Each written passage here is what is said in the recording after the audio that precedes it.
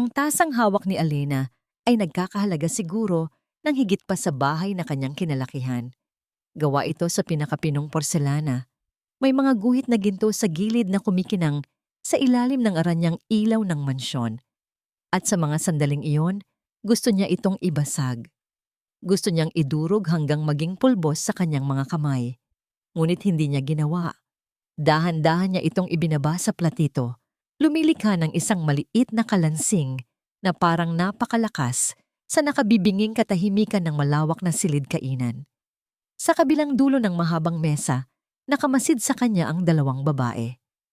Si Doña Victoria Montemayor, ang kanyang biyenan, na may mga matang kasing lamig ng yelo. At sa tabi nito, si Clarice, ang kapatid ni Marco, na may ngisi sa labi na laging tila may pinupunang mali sa kanya. Sila ang dahilan kung bakit ang mansyon na ito, sa kabila ng karangyaan, ay parang isang gintong hawla para kay Alena. Amoy! Bulaklak ng patay! Biglang sabi ni Clarice, bahagyang kumunot ang ilong habang nakatingin sa direksyon ni Alena. Nagpalit ka na naman ba ng pabango, Alena? Ang mura ng amoy. Naramdaman ni Alena ang pag-init ng kanyang mga pisngi. Ang pabangong gamit niya ay regalo pa ni Marco noong unang anibersaryo nila. Itinikom niya ang kamao sa ilalim ng mesa, pinipigilan ang sarili. Clarice, hayaan mo na ang hipag mo. Saway ni Doña Victoria, ngunit ang boses nito'y matamis na may halong lason. Hindi lahat ay may kakayahang bumili ng mga bagay na matataas ang uri. Tumingin ito sa katulong na nakatayo sa gilid. Isabel, pakilipat nga ang mga plato na malapit kay Senyora Alena. Baka magasgasan niya ang porselana. Hindi siya sanay sa mga gamit na ganito. Ang bawat salita ay isang karayom na tumutusok sa puso ni Alena. Lumingon siya kay Marco, ang kanyang asawa, na nasa kanyang tabi. Naghahanap ng tulong, ng kakampi. Ngunit si Marco ay nakayuko lang, patuloy sa pagkain ng kanyang almusal na para bang walang naririnig. Para bang wala siyang pakialam. Natapos ang almusal sa parehong katahimikan, bawat isa ay umalis na sa hapagkainan, iniwan si Alena na mag-isa. Nakatingin sa tasang porselana. Pakiramdam niya, siya ang tasa. Maganda sa labas, pero basag na basag sa loob. Sa kanilang silid, hinarap ni Alena si Marco. Hindi mo man lang ba ako ipagtatanggol, Marco? Tanong niya, nanginginig ang boses. Lumapit si Marco at niyakap siya mula sa likuran. Hinalikan siya nito sa balikat. Mahal ko, alam mo namang ganyan lang talaga si Mama at Clarice. Pagpasensyahan mo na. Pasensya? 2 taon na akong nagpapasensya, Marco. Humarap si Alena sa kanya. May namumuong luha sa mga mata. Pinakasalan kita dahil mahal kita. Dahil sabi mo, mamahalin mo ako at poprotektahan. Pero araw-araw, hinahayaan mong yurakan nila ang pagkatao ko sa harap mo. Hinawakan ni Marco ang kanyang mga pisngi. Kaunting tiis na lang, mahal ko. Kaunting tiis na lang, aayusin ko ang lahat. Pangako. Iyon ang laging sinasabi ni Marco. Ang pangako na parang sirang plaka na paulit-ulit niyang naririnig. At si Alena, sa sobrang pagmamahal, ay paulit-ulit ding naniniwala. Isang katulong ang kumatok at pumasok sa silid. Senyora Alena, pinapatawag po kayo ni Doña Victoria sa kanyang opisina. Bumuntong hininga si Alena. Isa na namang pagsubok. Hinalikan niya si Marco sa pisngi at lumabas ng silid. Bawat hakbang ay parang pabigat ng pabigat. Ang opisina ni Doña Victoria ay kasing lamig ng may-ari nito. Lahat ay gawa sa dark wood at balat. Nakaupo ang matandang babae sa likod ng malaking mesa. Ang mga daliri ay magkakakrus sa ibabaw nito. Maupo ka, Alena, sabi nito, nang hindi man lang tumitingin. Sumunod si Alena. Sa susunod na linggo na, ang 50 anibersaryo ng Montemayor Corporation, panimula ni Doña Victoria. Ito ang pinakamalaking pagtitipon ng taon. Lahat ng importanteng tao sa lipunan ay darating. Tumingin ito sa wakas kay Alena at sinuri siya mula ulo hanggang paa. At bilang asawa ng nag-iisang tagapagmana ko, kailangan mong magmukhang presentable. Hindi ka pwedeng magsuot ng mga basahan mo. May kinuha si Doña Victoria sa ilalim ng kanyang mesa. Isang itim na kahon na may tatak ng isang sikat na designer. Inilapag niya ito sa harap ni Alena. Naghanda na ako ng isusuot mo. Binuksan ni Alena ang kahon. Umaasang sa pagkakataong ito, Quizas ay magiging mabait sa kanya ang biyenan. Ngunit wala. Ang laman ay isang simpleng kahon lamang para sa alahas. Isang kahon na walang laman. Naguluhan si Alena. Tumingin siya kay Doña Victoria. Ngumiti ang matandang babae, isang ngiti na hindi umabot sa kanyang mga mata. Gusto kong isuot mo ang kwintas na pamana pa ng lola ng aking lola, ang Estrella del Sur. Nasaan po iyon? Nasa loob ng safety deposit box ko. Sagot ni Doña Victoria, lalong lumawak ang kanyang ngiti. At gusto ko, ikaw mismo ang kumuha nito. Gusto kong makita kung karapat-dapat ka ba sa tiwala ng pamilyang ito. Naramdaman ni Alena ang panlalamig ng kanyang buong katawan. Hindi ito isang pabor. Hindi ito isang pagsubok ng tiwala. Ito ay isang patibong. Hating gabi na. Ang buong mansyon ay nababalot sa isang malalim at mabigat na katahimikan. Ngunit para kay Alena, ang katahimikan ay mas maingay pa sa sigawan. Nakaupo siya sa gilid ng kama, hindi makatulog. Ang imahe ng walang lamang kahon ng alahas ay paulit-ulit na bumabalik sa kanyang isipan. Isang patibong. Alam niya iyon. Ngunit anong klaseng patibong? Hindi siya makakatulog hanggat hindi niya nalalaman. Dahan-dahan siyang tumayo. Sinisigurong hindi magigising si Marco na mahimbing na natutulog sa kanyang tabi. Naglakad siya ng walang ingay palabas ng silid. Ang pasilyo ay madilim. Ang tanging liwanag ay nagmumula sa buwan na sumisilip sa matataas na bintana. Narating niya ang pinto ng opisina ni Doña Victoria. Sinubukan niyang pihitin ang seradura. Nakakandado. Ngunit nang akma na siyang aalis, may napansin siyang kumikinang sa mesitang katabi ng pinto. Ang susi. Naramdaman ni Alena ang panunuyo ng kanyang lalamunan. Iniwan ni Doña Victoria ang susi. Para itong isang paanyaya. Isang hamon. Nanginginig ang kanyang mga kamay habang kinukuha ito at ipinapasok sa seradura. Isang marahang pagpihit at bumukas ang pinto. Pumasok si Alena at isinara ang pinto sa likod niya. Ang amoy ng lumang papel at mamahaling kahoy ay sumalubong sa kanya. Binuksan niya ang flashlight ng kanyang cellphone. Ang maliit na sinag nito ay gumagapang sa dilim. Nakatayo sa isang sulok ang isang malaking safety deposit box. Ito na siguro yon, ngunit hindi yun ang pakay niya. Ang kailangan niya ay malaman ang plano ni Doña Victoria. Naglakad ang kanyang mga mata sa paligid, hinahanap ang kahit anong pahiwatig. Sa pagmamadali, nasagi ng kanyang siko ang isang salansan ng mga folders sa ibabaw ng mesa. Nahulog ang mga ito sa sahig, kumalat ang mga papel. Naman, bulong niya sa sarili. Mabilis siyang lumuhod para pulutin ang mga ito. Ngunit sa pagpulot niya, isang pangalan ang nakakuha ng kanyang atensyon sa isang dokumento. Montemayor Inc. At sa ilalim nito, isang transaksyon papunta sa isang kumpanyang hindi pamilyar sa kanya. Azure Holdings. Sinundan ng kanyang mga mata ang mga numero, milyon-milyon. Tiningnan niya ang iba pang papel, parehong pattern, pera mula sa Montemayor Inc. na dumadaloy papunta sa iba't ibang kumpanya na tunog dayuhan at kahina-hinala. Mga papeles ng buwis na halatang pineke. Bigla, may narinig siyang mga yabag na papalapit. Nagpanik si Alena. Mabilis niyang pinatay ang flashlight at nagtago sa likod ng makapal na kurtina. Yakap-yakap ang ilang piraso ng papel na hindi na niya nagawang ibalik. Bumukas ang pinto at ang ilaw. Pumasok si Doña Victoria. May kausap sa telepono. Oh, kumpirmado na.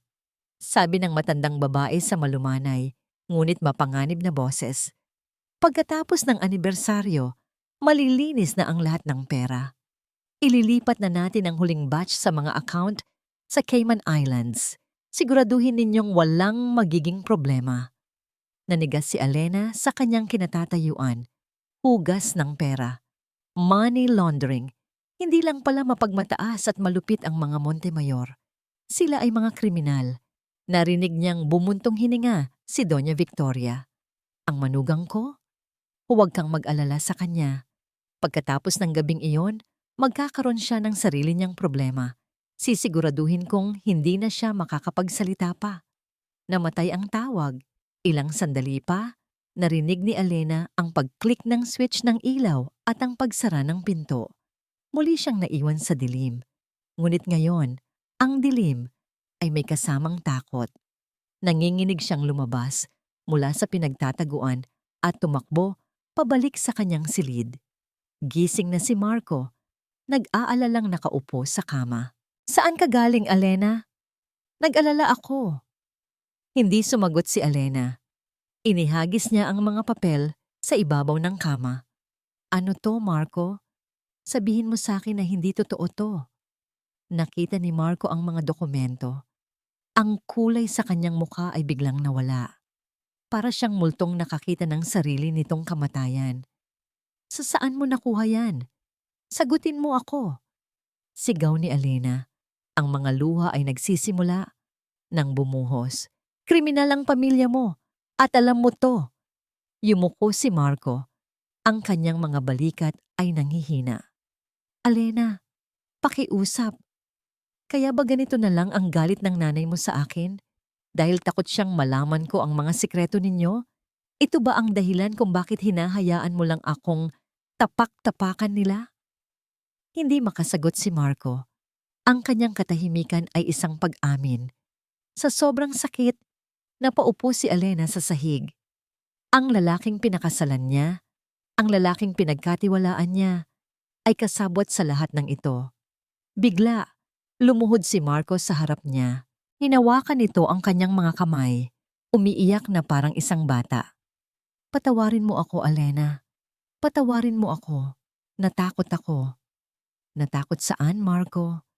Natakot kay Mama. Mula pagkabata, kontrolado niya ang lahat.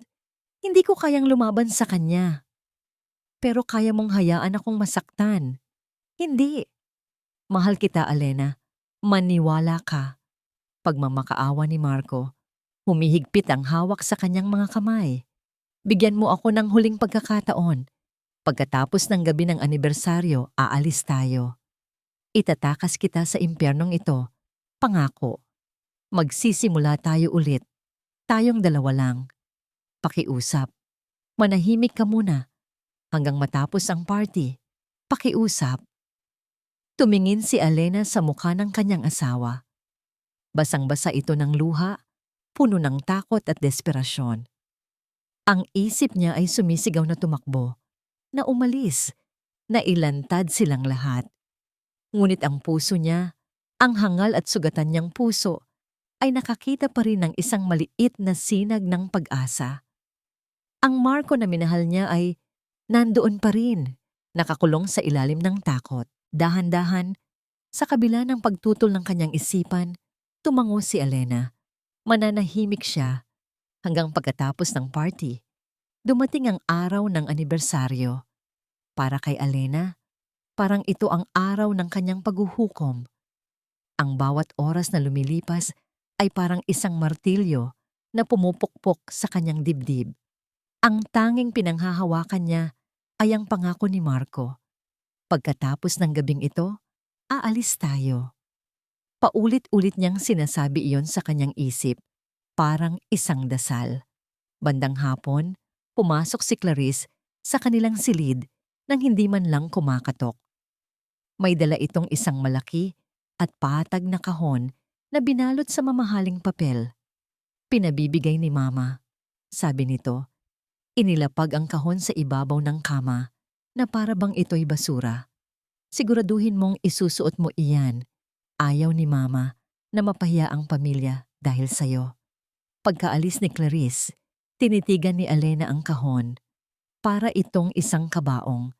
Nanginginig ang kamay niya nang buksan ito. Ang nasa loob ay isang damit. Ngunit hindi ito elegante. Hindi ito katulad ng mga suot ng mga babae sa alta sosyedad. Ang tela ay makintab at manipis. Ang kulay nito ay isang matapang na neon green. Isang kulay na sumisigaw ng kamurahan. At ang hiwa nito sa dibdib ay masyadong mababa, halos bastos na tingnan. Sa tabi ng damit, may isang maliit na clutch bag na gawa sa mga pekeng sequins. Naramdaman ni Alena ang pag-akyat ng pait sa kanyang lalamunan. Ito ang plano. Ang plano ay hindi lang para akusahan siya. Ang plano ay para pagtawanan siya, para ipahiya siya, para gawin siyang isang katatawanan sa harap ng lahat. Dumating si Marco mula sa banyo. Suot na ang kanyang mamahaling tuxedo. Nakita niya ang damit na nakalatag sa kama at pagkatapos ay tumingin siya kay Alena.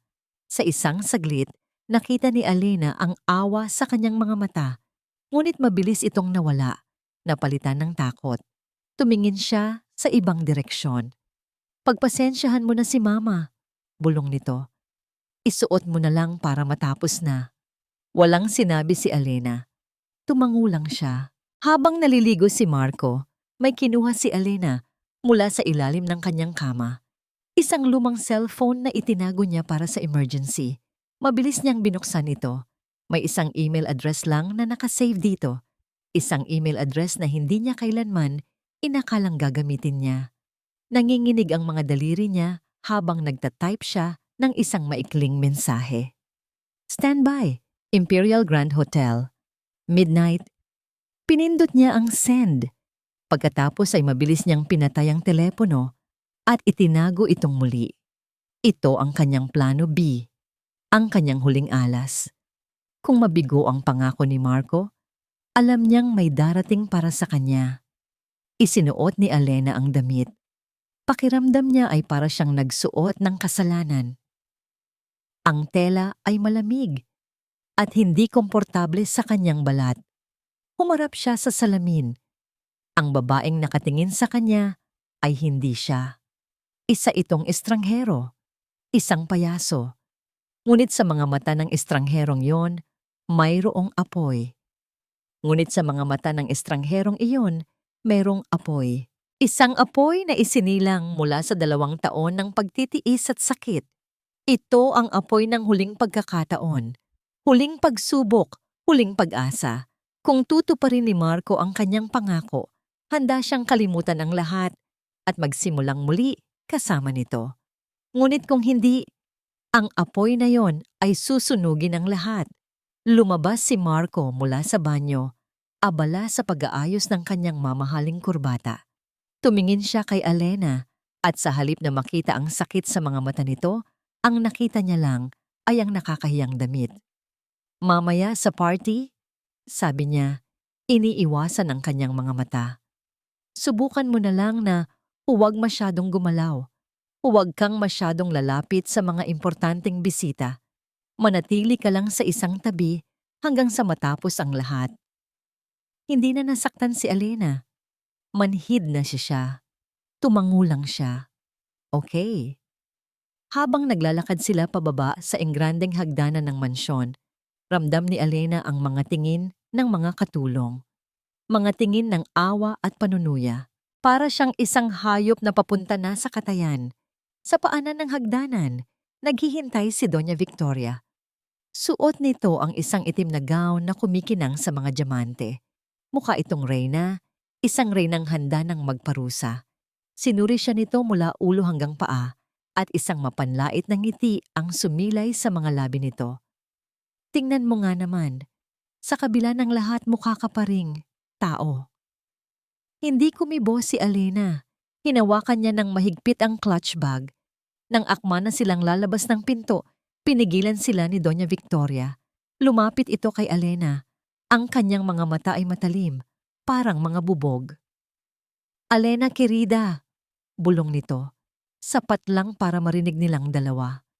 Sigurado ka bang dala mo na ang lahat ng kailangan mo?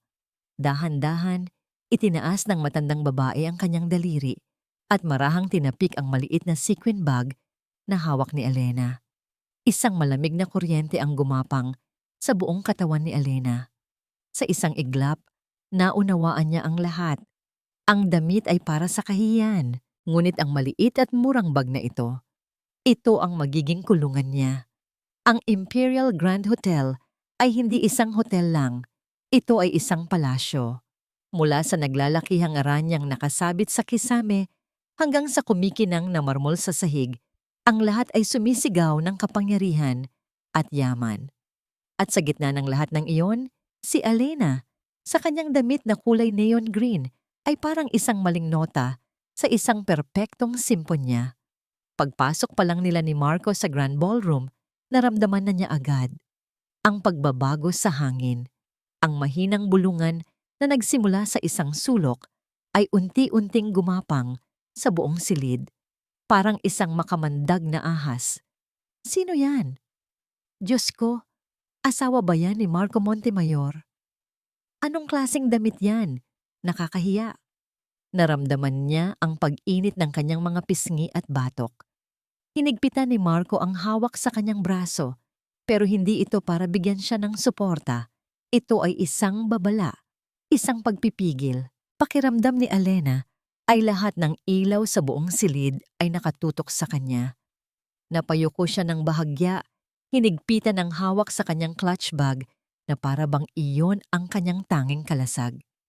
Ngumiti ka, bulong ni Marco sa kanyang tainga. Ang boses ay mariin at walang emosyon.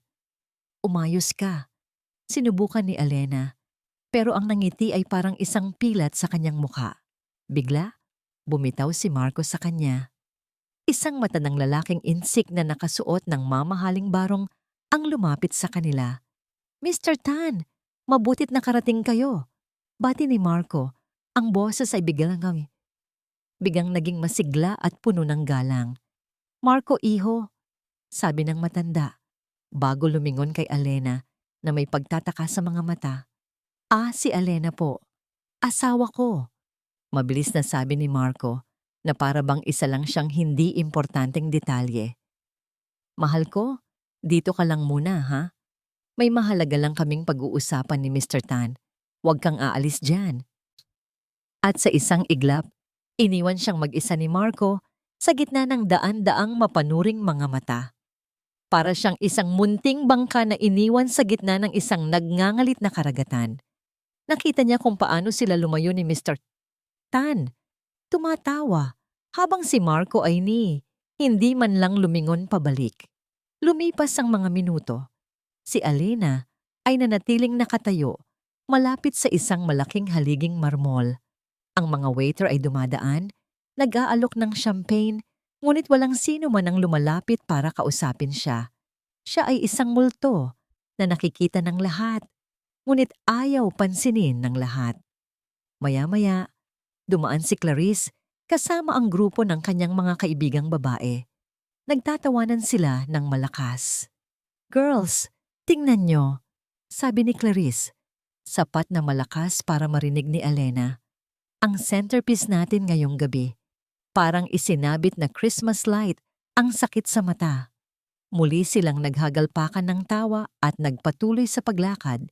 Iniwan si Elena na tila sinampal sa harap ng lahat. Napakagat siya sa kanyang labi para pigilan ang panginginig nito.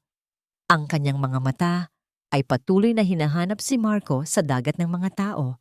Nakikita niya ito sa malayo, nakikipag-usap, nakikipagtawanan, na parang kinalimutan na siyang umiral. Ang pangako nito kanina ay unti-unting nagiging abo sa kanyang isipan. Kaunting tiis na lang, mahal ko. Ang tiis ay nagiging isang malaking sugat. Tumingin si Elena sa malaking orasan na nakasabit sa dingding. 1 minuto na lang bago maghating gabi. 1 minuto. Ang oras na nakasulat sa email niya. Bigla, ang musikang tumutugtog mula sa orkestra ay huminto. Ang masayang daldalan ng mga tao ay unti-unting humina. Lahat ng ilaw sa ballroom ay namatay, maliban sa isang spotlight na nakatutok sa gitna ng entablado. Mula sa dilim, lumitaw si Doña Victoria. Hawak ang isang mikropono. Ang kanyang itim na gown ay kumikinang. Mukha siyang isang gagamba sa gitna ng kanyang sapot. Magandang gabi sa inyong lahat. Nagsimula si Doña Victoria. Ang kanyang boses ay umaalingaw-ngaw sa buong silid.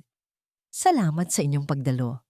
Huminga siya ng malalim para bang may sasabihing napakabigat. Bago tayo magpatuloy, sabi niya, at ang kanyang mga mata ay tila hinahanap si Elena sa dilim. Mayroon akong isang mahalagang anunsyo. Isang nakabibinging katahimikan ang bumalot sa buong ballroom. Ang lahat ng mga mata ay nakatuon kay Doña Victoria, naghihintay. Hinawakan ni Elena ang kanyang dibdib. Ang puso niya ay kumakabog ng napakabilis na parang gusto nitong kumawala. Itinaas ni Doña Victoria ang kanyang kamay at hinaplos ang kanyang leeg. Ang kanyang mukha ay biglang nagpakita ng pagkagulat at pag-aalala. Ang aking kwintas, sabi niya sa mikropono. Ang boses ay nanginginig sa drama. Ang Estrella del Sur, ang pamana ng aking lola, nawawala. Isang kolektibong paghinga ng pagkagulat ang narinig mula sa mga tao. Nagkaroon ng bulungan.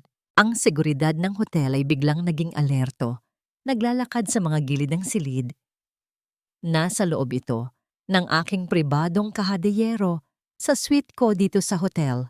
Pagpapatuloy ni Doña Victoria, ang kanyang boses ay tila naglalaman ng mga pekeng luha.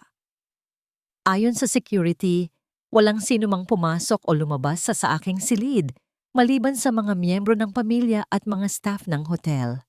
Muli, ang bulungan ay lumakas. Ngayon, ang mga tao ay nagtitinginan sa isa't isa, may halong hinala. At sa kasamaang palad, sabi ni Doña Victoria, at sa pagkakataong ito, ang kanyang mga mata na parang sa isang reptilya ay direktang tumama kay Elena na nakatayo pa rin sa tabi ng haligi. Mayroon ditong isang tao na, sabihin na nating, mayroong kasaysayan ng pangangailangang pinansyal para itong isang kidlat na tumama sa gitna ng silid. Ang lahat na parang iisang katawan ay lumingon kay Elena. Naramdaman ni Elena na parang nawalan ng hangin ang kanyang mga baga. Ang mga tingin nila ay parang libu-libong karayom na tumutusok sa kanyang balat. Nanlamig ang kanyang mga kamay at paa. Elena querida, tawag ni Doña Victoria mula sa entablado. Ang boses ay malambing, ngunit puno ng kamandag. Maaari ka bang umakyat dito, Hija? Pakiramdam ni Elena ay napako ang kanyang mga paa sa sahig. Hindi niya magawang gumalaw. Hinanap ng kanyang mga mata si Marco at nakita niya itong papalapit sa kanya. Hindi para tulungan siya, kundi para itulak siya ng bahagya. Pumunta ka na. Linawin mo to. Bulong ni Marco. Ang boses ay malamig at walang pakialam. Walang nagawa si Elena kundi maglakad. Ang bawat hakbang papunta sa entablado ay parang isang paglalakbay papunta sa kanyang kamatayan. Ang sahig na marmol ay naging kumunoy. Ang mga ilaw ay nakakasilaw. Nang makarating siya sa entablado, nanginginig ang kanyang buong katawan.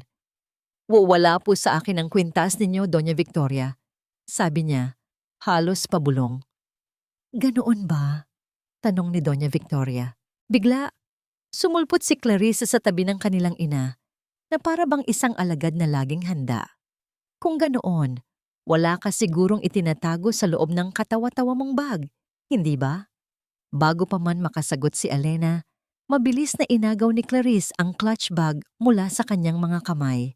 Huwag! Sigaw ni Elena, ngunit huli na ang lahat. Itinaob ni Clarice ang bag sa ibabaw ng isang maliit na mesa sa entablado. Lumabas ang isang lipstick, isang panyo, at isang bagay na kumikinang, isang bagay na bumagsak sa mesa na may isang malakas at metalikong tunog na umalingaw-ngaw sa buong silid. Ang Estrella del Sur, ang kwintas na may diamanting sinlaki ng isang holen. Naroon ito, nagniningning sa ilalim ng spotlight, isang nagniningning na simbolo ng kanyang hatol. Ang buong ballroom ay napasinghap. Magnanakaw! Sigaw ng isang tao mula sa dilim, at sumunod ang iba pa. Ang salita ay paulit-ulit, isang koro ng paghuhusga. Hindi ako. Humagulgol si Elena. Ang mga luha ay bumuhos na sa kanyang mga mata. Tumingin siya kay Doña Victoria. Hindi ako. Kayo ang naglagay niyan. Ibinigay ninyo sa akin ang bag na to. Sinungaling! Sigaw ni Doña Victoria. Ang kanyang pagkukunwari ay napalitan na ng purong galit. Hindi ka lang mahirap, isa ka ring kriminal. Binigyan mo ng kahihiyan ang anak ko. Ang pamilya namin. Sa puntong yon, umakyat si Marcos sa entablado. Tumakbo si Elena papunta sa kanya, sa kanyang asawa, sa kanyang huling pag-asa. Niyakap niya ang braso nito. Ang kanyang muka ay basang-basa ng luha. Marco, sabihin mo sa kanila ang totoo. Alam mong hindi ko gagawin to. Sabihin mo sa kanila na patibong to. Pakiusap, Marco. Tumingin si Marco sa kumikinang na kwintas sa mesa. Tumingin siya sa kanyang ina, na nakatingin sa kanya ng may awtoridad. At pagkatapos, tumingin siya kay Elena. At sa mga matang yon, nakita ni Elena ang kanyang desisyon. Pinili ni Marco ang pera, ang kapangyarihan, ang kanyang ina. Isang nakabibinging katahimikan ang muling bumalot sa silid. Naghihintay sa hatol ng lalaking nagmamay-ari ng puso ni Elena. Hinila ni Marco ang kanyang braso palayo sa mahigpit na yakap ni Elena. Ang paggalaw ay marahas at halos matumba si Elena. Ang kanyang mga mata, na puno ng pagmamakaawa ilang segundo lang ang nakalipas, ay ngayon puno ng lamig at pagkasuklam. Hindi ko akalain na magagawa mo to, Elena, sabi ni Marco. Ang bawat salita ay isang punyal na sumasaksak sa puso ni Elena. Naniwala ako sa'yo. Pinagkatiwalaan kita. Tumingin siya sa mga tao, pagkatapos ay muling tumingin kay Elena na may pagkasuklam. Kinahihiya kita. Ang salitang yon. Kinahihiya kita. Mas masakit pa yon kaysa sa akusasyon. Mas masakit pa sa sampal. Mas masakit pa sa libu-libong mapanghusgang mga mata na nakatitig sa kanya. Sa isang iglap, ang mundo ni Elena ay gumuho. Ang huling sinag ng pag-asa na pinanghahawakan niya ay tuluyan ng namatay. Ang sakit ay napakalaki, napakabigat, na hindi na niya maramdaman ang mga luha na dumadaloy sa kanyang pisngi. Manhid na siya. Ngunit si Doña Victoria ay hindi pa tapos. Ang dugo sa tubig ay naamoy na niya at gusto pa niya ng higit pa. Gusto niyang ganap na wasakin si Elena. Kinuha niyang muli ang mikropono. Ang kanyang mukha ay puno ng nagkukunwaring kabanalan. Hindi sapat na nabawi natin ang kwintas, sabi niya sa buong ballroom. Sino ang nakakaalam kung ano pa ang ninakaw niya ngayong gabi? May nawawalang hikaw sa banyo ng mga babae. Isang singsing mula sa aking kaibigan. Wala akong kinuha. Humikbi si Elena. Ang kanyang boses ay basag at halos hindi na marinig. Patunayan mo, sabi ni Doña Victoria. Ang kanyang boses ay biglang naging mababa at mapanganib. Isang boses na nag-uutos, hindi nakikiusap. Napuno ng kalituhan si Elena. Paano? Kung wala kang itinatago sa ilalim ng damit mo, sabi ni Doña Victoria, idiniin ang bawat salita. Hubarin mo ang damit mo. Ang oras ay tila huminto. Ang hangin ay tila tumigil sa pag-ikot. Ano? Bulong ni Elena, hindi makapaniwala sa kanyang narinig. Narinig mo ako, sabi ni Doña Victoria. Ang kanyang mga mata ay nag-aapoy sa tagumpay. Hubarin mo ang damit mo. Dito. Ngayon din. Sa harap ng lahat. Gusto naming makita na wala kang idinikit sa iyong katawan. Iyon lang ang paraan para hindi ako tumawag ng pulis ngayon din at ipakulong ka sa loob ng 10 taon. Ang banta ay malinaw.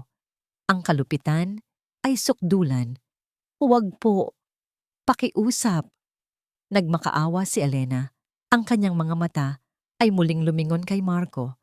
Sa lalaking nangakong poprotektahan siya. Marco, huwag mong hayaan to. Nag-cruise si Marco ng mga braso. Tumingin siya sa ibang direksyon. Sa kisame, sa sahig, kahit saan, huwag lang sa mga mata ng kanyang asawa. Gawin mo ang sinabi ni Mama, Alena, sabi niya ng malamig. Kung wala ka namang itinatago, wala kang dapat ikatakot. Maghubad ka na at tapusin na natin ang palabas na to. Ang palabas na to. Iyon lang pala ang tingin niya sa lahat. Isang palabas. At si Alena ang bida na kailangang pagpiestahan. Ang mga tao sa baba ay nagsimulang magbulungan muli. Ang ilan ay nasisindak sa kalupitan. Ang iba, lalo na ang mga kaibigan ni Clarice, ay nasisiyahan. Hubad na! Hubad na! Nagsimula silang sumigaw. Naramdaman ni Alena ang pag-atras ng dugo mula sa kanyang mukha. Siya ay nag-iisa. Ganap na nag-iisa sa mundong ito. Ang kanyang dignidad ay malapit ng hubarin sa kanya. Piraso bawat piraso. Nanginginig, itinaas niya ang kanyang mga kamay. Dahan-dahan, dinala niya ang mga ito sa kanyang likuran. Hinahanap ang zipper ng murang damit na naging simbolo ng kanyang kahihiyan. Ang mga daliri niya ay manhid at malamig. Hindi niya maramdaman ang metal na zipper. Ang mga luha ay lumabo sa kanyang paningin. Nahanap niya ito. Pinikit niya ang kanyang mga mata. Nagnanais na sana'y lamunin na lang siya ng lupa. Nagnanais na sana'y mamatay na lang siya. Hinila niya ang zipper pababa, 1 sentimetro. Mas mabilis. Utos ni Doña Victoria. Hinila niya ulit. Bumaba pa ito. Lumuwag ang damit sa kanyang mga balikat. Ramdam niya ang malamig na hangin sa kanyang balat. 1 sentimetro na lang at mahuhulog na ang damit sa sahig. Ilalantad ang lahat sa kanya. Inihanda niya ang kanyang sarili para sa huling dagok ng kahihiyan. At sa sandaling iyon, boom! Hindi ito kulog. Ito ang tunog ng dobling pinto ng Grand Ballroom na hindi binuksan, kundi sinira. Winasak mula sa mga bisagra nito ng isang napakalakas na puwersa. Ang nakakabinging ingay ay nagpatalon sa lahat, maging kay Doña Victoria. Isang malakas na hangin ang pumasok sa silid at kasama ng hangin, ang nakabibinging ugong ng mga ilisin ng helicopter na lumalapag sa hardin sa labas. At mula sa wasak na pinto, pumasok ang mga anino. Ang katahimikan na dulot ng pagkagulat ay mas matindi pa kaysa sa ingay kanina. Ang lahat ay napatingin sa wasak na pinto, ang kanilang mga bibig ay nakanganga. Mula sa mga anino, lumabas ang 12 lalaki. Hindi sila mga ordinaryong security guard. Sila ay mga paramilitar. Ang kanilang suot ay itim na tactical uniform, may bulletproof vests, at mga assault rifle na nakasabit sa kanilang mga dibdib. Ang kanilang mga mukha ay natatakpan ng itim na balaklava. Tanging ang kanilang mga mata ang nakikita. Mga matang gumagala sa buong silid na parang mga mandaragit na naghahanap ng biktima.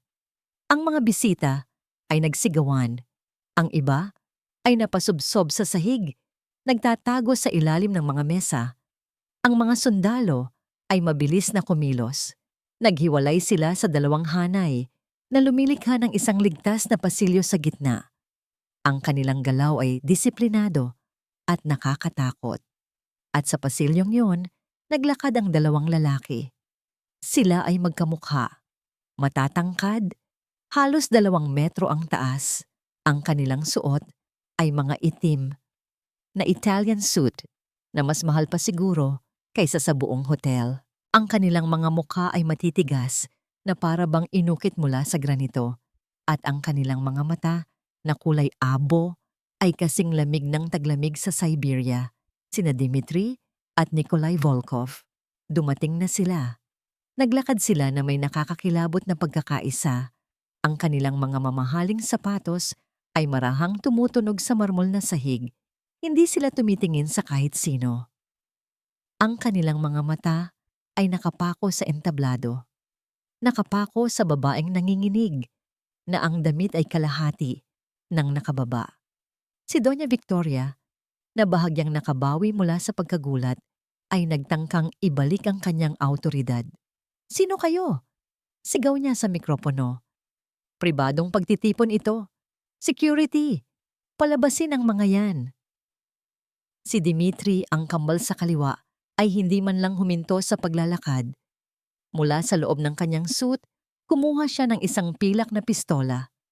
Itinaas niya ito at walang pasubaling ipinutok sa kisame. Ang tunog ay umaling-awngaw na sinundan ng pagbagsak ng mga bubog mula sa nabasag na aranya. Ang katahimikan ay naging ganap. Binitiwan ni Doña Victoria ang mikropono na para siyang napaso at napaatras. Ang kanyang mukha ay namutla. Umakyat ang kambal sa hagdan ng entablado. Sinubukan silang harangin ni Marco, nagpapanggap na matapang. Hoy! Hindi kayo pwedeng umakyat dito. Asawa ko yan.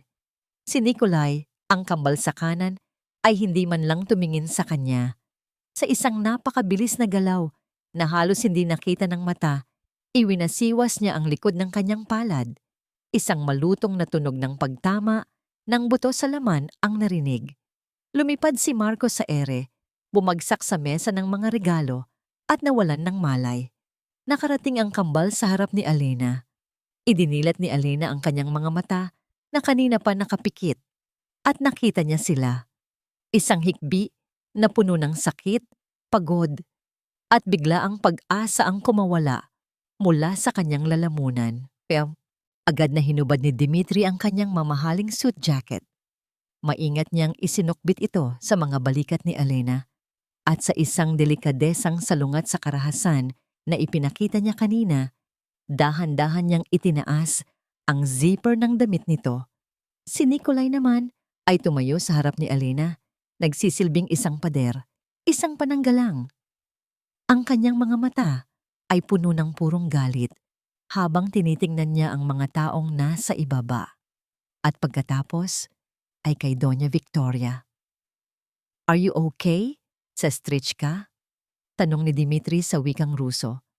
Ang kanyang boses ay nanginginig sa pinipigilang galit. "Ayos ka lang ba, munting kapatid?" "Gusto nila akong hubaran." Umiyak si Alena. Yumakap sa kanyang kuya. "Sabi nila, nagnakaw ako?" Ang mga salitang iyon ay parang gasolinang ibinuhos sa apoy.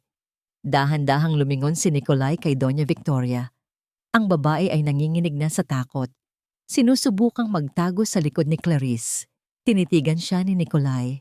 At nang magsalita ito, ang kanyang boses ay mababa, malalim, at umalingaw-ngaw sa buong silid kahit walang mikropono. "Ikaw, ikaw." Ang isang salitang yon mula kay Nikolay ay parang isang hatol ng kamatayan. Naramdaman ni Doña Victoria ang panlalamig ng kanyang mga buto. Sinubukan niyang magsalita, ngunit walang boses na lumalabas sa kanyang bibig.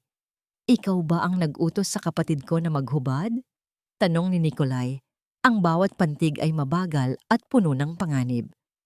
"Hindi ko alam na may mga kapatid siya."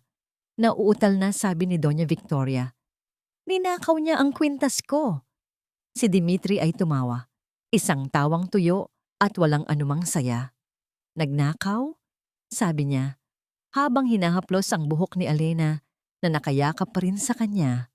"Ang kapatid namin ay kayang bilhin ang miserable mong buhay, ang hotel na ito, at ang buong syudad mo, gamit lang ang perang dala niya sa kanyang pitaka."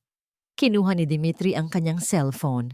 Isang pagpindot lang, at ang malaking screen sa likod ng entablado na kanina lang ay nagpapakita ng logo ng Montemayor Inc. ay biglang nagpakita ng mukha ni Dimitri. "Ako si Dimitri Volkov," sabi niya. Ang kanyang boses ay pinalakas ng sound system ng hotel. "CEO ng Volkov Industries, at ang kapatid ko, si Alena Volkov, ay nagmamay-ari ng 33% ng aming kumpanya." Sa ilalim ng kanyang pangalan, lumitaw ang isang numero na may napakaraming zero. Net worth? 5,000 USD. Isang malakas na pagkabigla ang gumapang sa buong ballroom. Ang mga bisita, na kanina lang ay nanghuhusga, ay ngayon nakatingin kay Alena na may halong takot at hindi makapaniwalang paghanga. Naramdaman ni Doña Victoria na parang bumubukas ang lupa sa ilalim ng kanyang mga paa. Si Clarice naman ay biglang nawalan ng kulay at bumagsak sa sahig. Hindi malinaw kung hinimatay ba talaga o nagkunwari lang. Pumunta siya dito para maghanap ng pag-ibig, pagpapatuloy ni Nikolai, na ngayon ay dahan-dahang naglalakad palapit kay Doña Victoria na parang isang lobong papalapit sa isang tupang na sukol. Gusto niyang malaman kung kaya ninyong mahalin ang isang tao, hindi ang isang bank account. Huminto siya sa mismong harap ni Doña Victoria. Napakatangkad nito, kaya't kinailangan nitong tumingala. At kayo? Tinrato ninyo siya na parang basura. Isang hindi pagkakaunawaan, isang malaking pagkakamali. Sigaw ng asawa ni Doña Victoria, ang matandang Montemayor, na sa wakas ay umakyat sa entablado. Maaari nating itong ayusin. Mga kasosyo tayo, hindi ba? Sa pagkakataong yon, kumalas si Elena sa yakap ni Dimitri. Pinunasan niya ang kanyang mga luha. Ang takot sa kanyang mga mata ay nawala. Napalitan ng isang bagay na mas matigas, mas malamig. Tumingin siya sa matandang Montemayor. Hindi tayo kasosyo, sabi niya. Ang kanyang boses ay mahina, ngunit matatag. Pagkatapos, tumingin siya kay Marco na nagsisimula ng magkamalay, may dugo sa gilid ng kanyang bibig. Ibinigay ko sa iyo ang puso ko, Marco. Ibinigay ko sa iyo ang 2 taon ng buhay ko. Tiniis ko ang mga insulto ng nanay mo at ng kapatid mo para sa iyo. Lumapit siya ng isang hakbang. At noong pinakakailangan kita, ipinagkanulo mo ako. Iniwan mo akong mag-isa. Elena, pakiusap. Takot lang ako kay mama. Humikbi si Marco. Dapat mas matakot ka sa mga kuya ko. Sagot ni Elena nang walang emosyon. Nagbigay ng senyas si Nikolai. Ang mga sundalong nakakalat sa ibaba ay agad na hinarangan ang lahat ng mga labasan. Walang aalis sa silid na ito. Utos ni Nikolai. Magkakaroon tayo ng isang maliit na aral tungkol sa pagpapakumbaba. Lumapit si Dimitri kay Doña Victoria. Sabi mo kanina, gusto mong makita kung may itinatago ang isang tao, tama? Mukhang patas lang, sabi niya. Isang mapanganib na ngiti ang sumilay sa kanyang mga labi. Tingnan natin kung ano naman ang itinatago mo. Isa akong ginang, tili ni Doña Victoria. Isa kang ahas. Pagtatama ni Dimitri.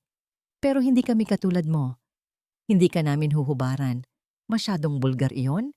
Mas gusto naming hubaran ka. Sa pinansyal na paraan. Mula sa kanyang bulsa, kinuha ni Nikolai ang isang tablet.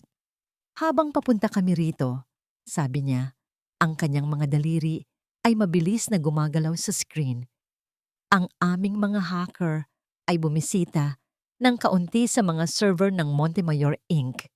At naku, ang mga nakita namin. Ikiniling niya ang screen. Ano itong account sa Cayman Islands, Doña Victoria? Pagtakas sa buwis? Paghuhugas ng pera mula sa lokal na kartel? Bumagsak ang panga ni Doña Victoria. Ang kanyang mukha ay naging kasing puti ng isang papel. Paano? Ipinadala na namin ang lahat ng impormasyong ito sa FBI, sa Interpol at sa BIR, sabi ni Nikolai na may isang malupit na ngiti. At siya nga pala. Tumingin siya kay Dimitri. Binili na rin namin ang lahat ng utang ng kumpanya ninyo. Dagdag ni Dimitri, ang bangko ay pag-aari na namin ngayon, na ang ibig sabihin, tapos na ang party na to, sabi ni Elena. Ang kanyang boses ay umalingaw-ngaw, puno ng galit na matagal niyang kinimkim. At ang mansyon na ito ay hindi na sa inyo. Account sa Cayman Islands, cartel, FBI, Interpol, BR. Ang bangko ay pag-aari na namin.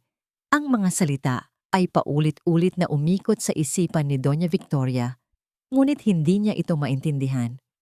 Para siyang nasa isang masamang panaginip. Imposible. Ang imperyo na binuo niya sa loob ng 50 taon mula sa pawis, dugo, at mga ilegal na transaksyon, hindi maaring gumuho sa loob lang ng ilang minuto. Tiningnan niya ang 2 lalaking dayuhan. Ang kanilang mga mukha ay walang emosyon, parang mga tagahatol mula sa impyerno.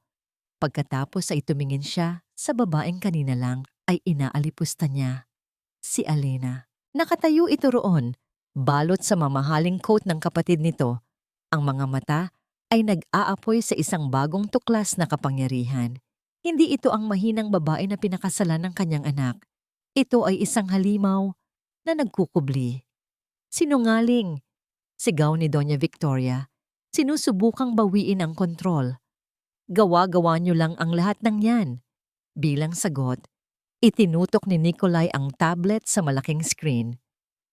Biglang lumitaw ang mga flowchart, mga bank statement, mga email. Ang mga sikreto niya, ang pinakatatagong baho ng kanyang pamilya, ay nakalantad ngayon para makita ng buong mundo. Ang pangalan niya at ng kanyang asawa ay nasa lahat ng dako, konektado sa mga transaksyon na magpapakulong sa kanila habang buhay.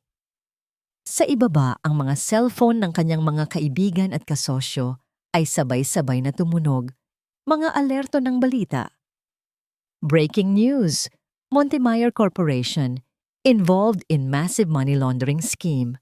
CEO Victorio Montemayor and wife Victoria facing charges of fraud and tax evasion. Ang bulungan sa ballroom ay naging isang malakas na ugong ng takot at pagkasuklam. Ang mga taong kanina lang ay nakikipagkamay sa kanila ay ngayon unti-unting lumalayo na para bang sila ay may nakakahawang sakit. Ang hotel na ito, ang mansyon ninyo, ang kumpanya ninyo, sabi ni Dimitri, ang kanyang boses ay malamig at pinal. 10 minuto ang nakalipas. Lahat ng yan ay pag-aari na namin.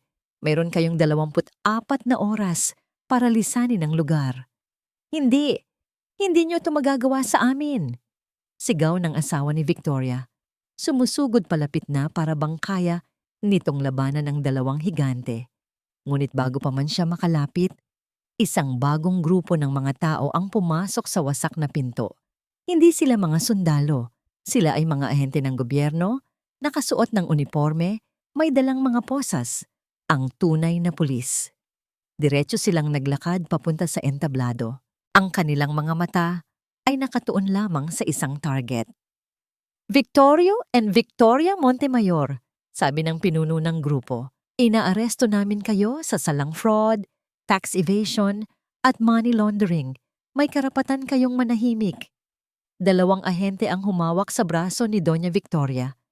Naramdaman niya ang malamig na metal ng posas sa kanyang mga pulso. Ang parehong mga pulso na kanina lang ay may suot na diamanteng pulseras. Hindi, bitiwan niyo ako. Nagpupumiglas siya. Ang kanyang dignidad ay unti-unting nawawala. Napapalitan ng purong desperasyon. Tumingin siya kay Alena, ang kanyang huling pag-asa. Alena, Hiya, pakiusap. Sabihin mo sa kanila na itigil to. Pamilya tayo.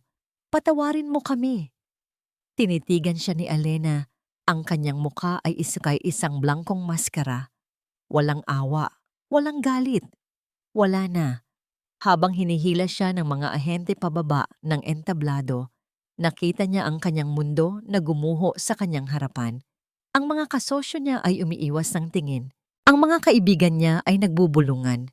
At ang anak niya, si Marco, ay nakaluhod pa rin sa sahig, umiiyak na parang isang talunang bata. Walang ginagawa. Ang lahat ng pinaghirapan niya, ang lahat ng kanyang ipinaglaban, nawala sa isang iglap. Lahat dahil sa isang babaeng akala niya ay isang basahan. Tinitigan ni Alena si Doña Victoria habang kinakaladkad ito palayo ng mga awtoridad. Ang desperadong sigaw nito ng pamilya tayo ay umalingaw-ngaw sa kanyang tainga.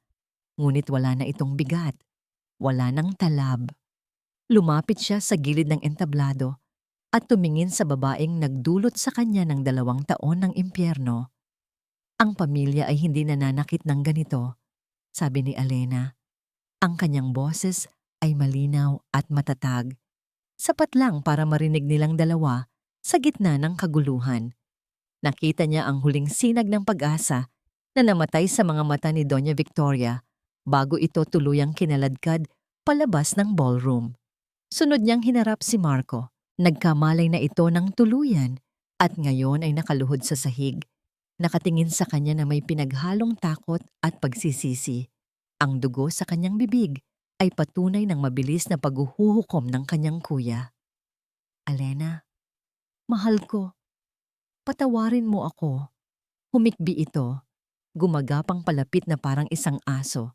Sinusubukang hawakan ang laylayan ng kanyang damit. Hindi ko sinasadya. Pinilit lang ako ni Mama. Tinapakan ni Alena ang kamay nito bago pa man nito mahawakan ang kanyang damit. Hindi malakas, ngunit sapat na para pigilan ito. Yumuko siya ng bahagya. Sabi mo kanina, natatakot ka sa nanay mo, sabi ni Alena. Ang kanyang boses ay kasing lamig ng yelo. Marco, mas mahina ka pa sa inaakala ko. Umatras siya. At tama ka, dapat kang matakot. Pero hindi sa kanya. Lumingon siya at tumingin sa kanyang dalawang kuya na ngayon ay nakatayo sa likuran niya, dalawang naglalakihang anino ng kapangyarihan. Sa kanila. Ang takot sa mga mata ni Marco ay naging purong sindak. Tumalikod na si Ala. Tapos na siya sa kanila. Wala nang salita ang kailangan. Wala nang luha. Wala nang sakit. Tanging isang malawak at malinis na kawalan. Umuwi na tayo, sabi niya sa kanyang mga kapatid. Tumango si Dimitri. Si Nikolai naman ay nagbigay ng huling tingin sa gumuhuhong mundo ng mga Montemayor bago sumunod. Naglakad silang tatlo pababa ng entablado. Ang mga tao, mga dating kaibigan, mga dating nang insulto, mga estranghero ay naghiwa-hiwalay para bigyan sila ng daan na parang mga alon na humahawi para sa isang reyna at sa kanyang mga gwardiya. Walang nangahas na tumingin sa kanila ng diretso sa mata. Ang takot at paggalang ay mababasa sa hangin. Paglabas nila sa wasak na pinto at sa hardin ng hotel, sumalubong sa kanila ang malamig na hangin ng gabi. Ang ugong ng helicopter ay malakas at naghahari sa paligid. Ang mga ilaw ng pulis ay kumukutitap sa malayo, isang testamento sa kaguluhang iniiwan nila.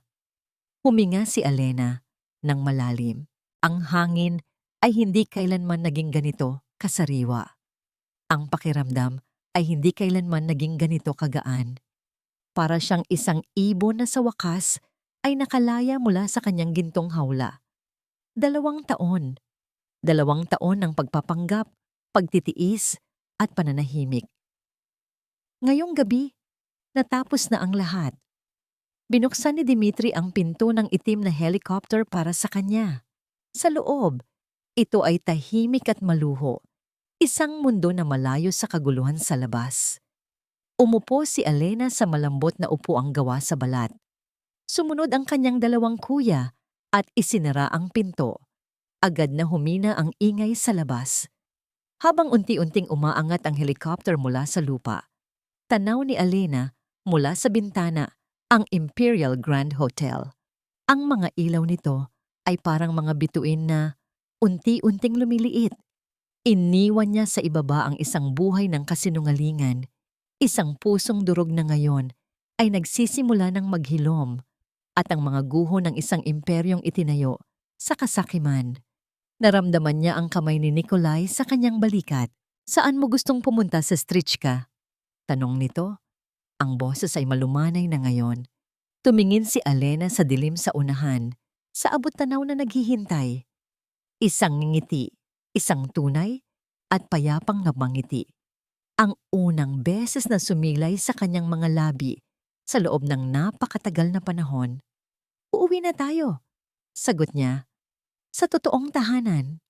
Lumipad ang helicopter palayo.